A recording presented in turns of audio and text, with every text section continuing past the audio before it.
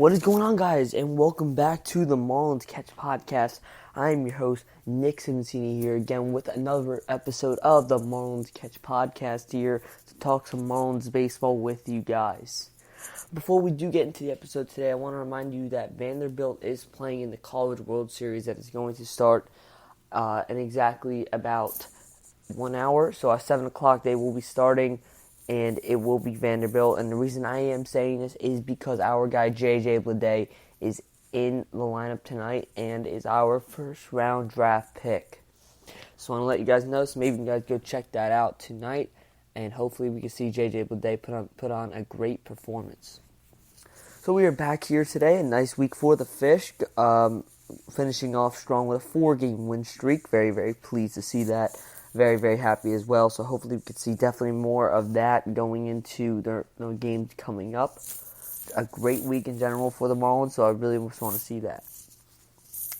So we are going to start off again usually with our player of the weeks.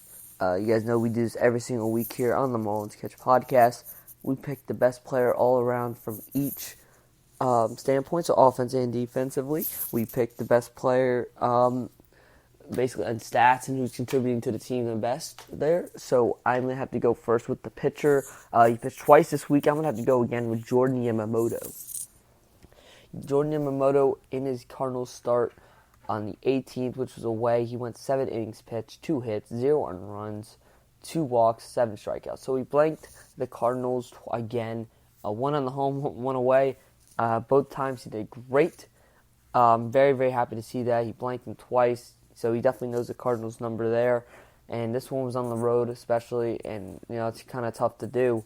And then against the Phillies, his control was a little off. 4 walks, 2 earned runs, 7 Ks, only 5 innings pitched.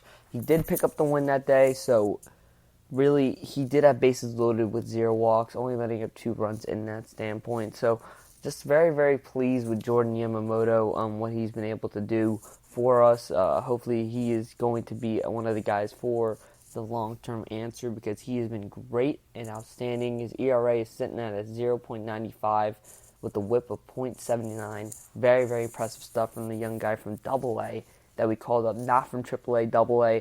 Very, very happy to see him contributing to the Fish. And the same thing with Zack Gallant. He put himself on, he had a nice performance as well in his debut. And that debut game was also against the Cardinals there. But in his debut, guys, he only letting up a couple of runs in his debut there. He was very solid in his debut, so I'm very, very happy to see that from Zack Gallant as well. And his numbers during that game was only 1 run, 2 walks, only 5 innings pitched, strikeouts, had 6 strikeouts, so he looked very, very solid. Zack Gallant only laying up that 1 run, and it was against the Cardinals, which was his former team that we, of course, gave up Ozuna to. So just really good stuff from these young pitchers on the roster, especially Yamamoto. So he's going to win my award for Pitcher of the Week for the Miami Marlins. My hitter of the week is going to be Garrett Cooper once again. This guy cannot stop hitting. In his last 7 games, he has a .444 average, and he got 12 hits and 27 at-bats. Cooper is unleashing right now. His average for the season is .324. In his last 15, he's batting .375. His last 30, he's batting .357. This guy is hitting the ball like crazy. His issues has always been to stay on the field, and he's been getting hurt here and there, but he's nothing long-term, so that's been good. But he is out there playing right now, and if he could stay on the field, he could really also be another first base option for the long-term answer. Only being 28 years old, I think Garrett Cooper can be that guy, but he got to stay on the field. That's always been a constant issue from him, was injuries, so hopefully he could stay healthy, and Garrett Cooper can be the guy, because he is hitting fantastic right now, and he's got 7 home runs on the season. Not usually being a power bat in his career, he's only got 7 home runs, so this season really been a solid guy for us. So let's check out the splits from Monday to today, so I'll be going over it right now. So first, we split the 4-game series with the Cardinals, 5-0, we took the loss. Tuesday, we won 6-0. Wednesday, we lost 2-1.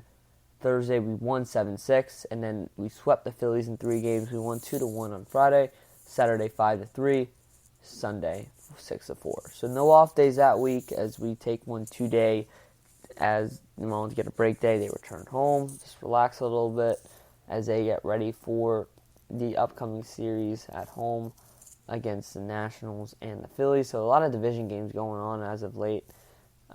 Maybe heading out to the ballpark this weekend, guys, so let me know if you are going to be there.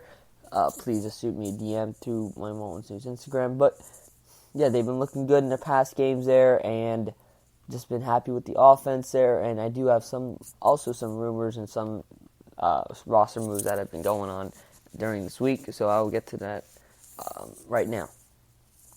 Okay, so as you guys know, the Marlins did acquire Cesar Puello in a trade from the Angels, giving up cash, and I think this was one of the more underrated moves that the Marlins have made throughout this week. That's very, very, very good move to bring in Cesar Puello. He is an outfielder. We kind of needed some depth there. Of course, Curtis Granderson not providing as much as we like to do. So Puello has been getting starts in right field while they've been moving Harold Ramirez over to left field. I really like that better. I don't like how they have Harold Ramirez in center field. That doesn't fit him well. But Cesar Puello has been really good this season. In coming to Miami in that trade this season, he's batting over 300 average here, guys. He has been really good for the Marlins here. He is batting currently right now. He's batting .339.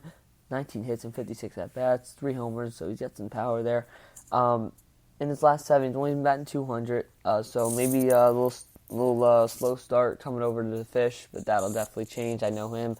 I've watched him in L.A. He's been pretty good for him. Not that many at-bats, of course, but he's been pretty good. So I really do like the pickup of Cesar Puello. I think this is one of the more underrated moves that the Marlins have made.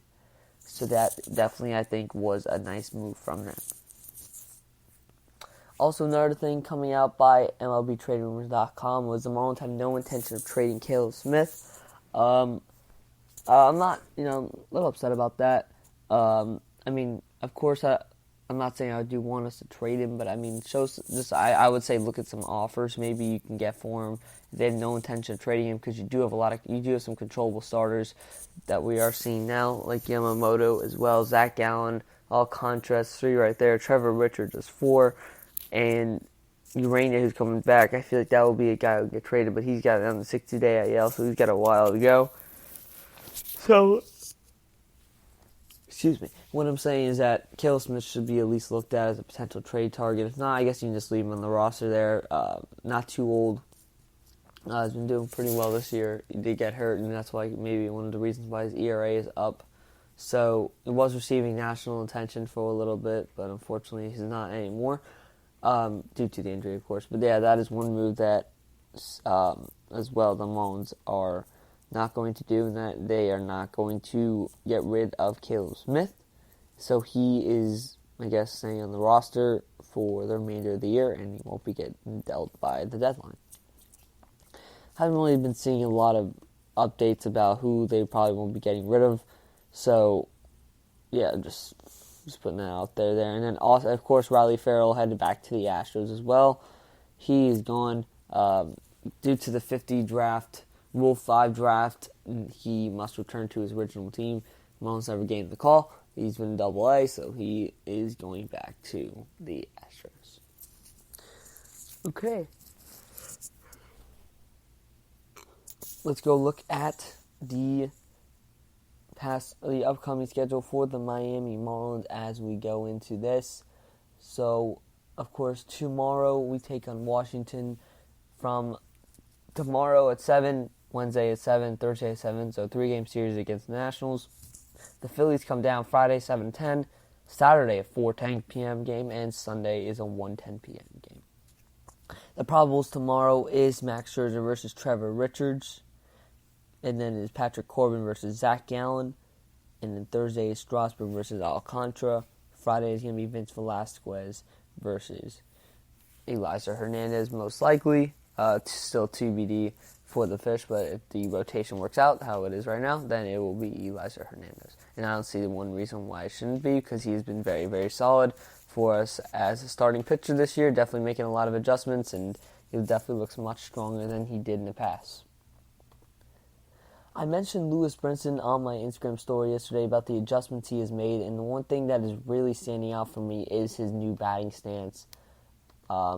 He's not wiggling the bat around anymore. He's just standing there, puts the bat up, and his stride is much better. It's not the big high thing anymore. His swing is getting much more controlled, and maybe that is a reason why he is hitting the ball much better. He's currently in the 290s right now. He does strike out a lot, so I guess that's going to have to be a constant issue for him. Striking out will be his thing, because the strikeout numbers have been pretty horrendous with that, but that's what you get with kind of a power hitter. He does like to hit the long ball, but he did pick up 2 hits yesterday, but he has been good. He has been solid. He's hitting the ball much better, like I said. Austin Dean as well, that's one guy that every time he goes to AAA, he rakes, But in his last 10, Lewis Brinson's batting .297. He does have 4 homers. But in the minors this year, he does 9 home runs, 40 RBIs. He is currently batting .291. His strikeouts are 59 strikeouts and 172 at-bats. They have come down a bit, but again, strikeouts is definitely the thing that really worries about Lewis Brinson.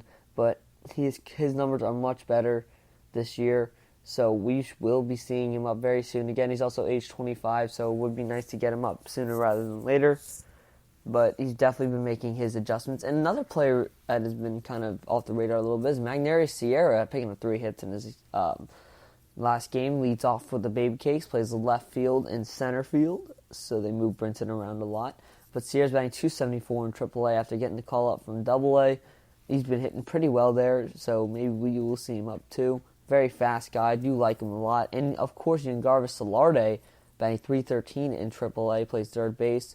Don't necessarily see the fit yet. He is a veteran piece, so if we did call him up, I don't know where he would start. Maybe if Cooper, I don't know if Cooper goes down maybe, or another player goes down, he can play first base for us. But we do got Neil Walker coming back, so I feel like he would definitely be a guy we would call up if there was an injury.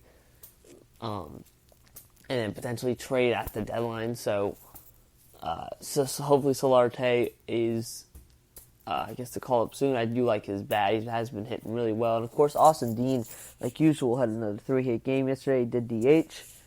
And Robert Duggar making his AAA debut. 2 earned runs with 5 innings pitched, 6 strikeouts.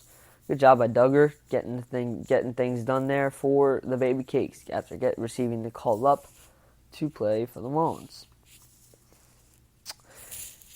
And going back to the minor league report here, we're just going to go more on the minor league here as we, of course, we'll wait for these prospects to come up. Sixto Sanchez had himself a fantastic day, throwing a shutout, 7 innings pitched, I believe, against in AA. His ERA is down to 3.00. He has been really solid. When you look at the numbers, he has been really, really good. And down in AA here, trying to pull up the numbers here for you guys, but Sixto Sanchez's control is better. His fastball he's got a lot of velocity on it, and I'm just really, really impressed to see that from him. But yeah, just the top prospect, Sixto Sanchez doing things there, and I will give you guys the splits here and how he's been doing down in Jacksonville. So yeah, in his last game, he let up 0 earned runs. He did a fantastic job there. So Sixto's control and his fastball has been nasty. His slider's been good too, and his changeup's been great too as well. So Sixto's been good. Harrison doing great as well. 287 average. Really getting the long ball going. Victor Mesa had a nice game the other night, putting up 4 hits and 5 at-bats, but last night didn't get anything going. He is a 231 average right now, single A. I think we need to be patient with him because he, right now, hasn't been anything great down there. But again, he is coming right from Cuba, so it is pretty tough to get things going right then and there. And Hassan Diaz, who has been the talk of the town for the Fish, 292 average, 16 home runs, 45 RBIs. This guy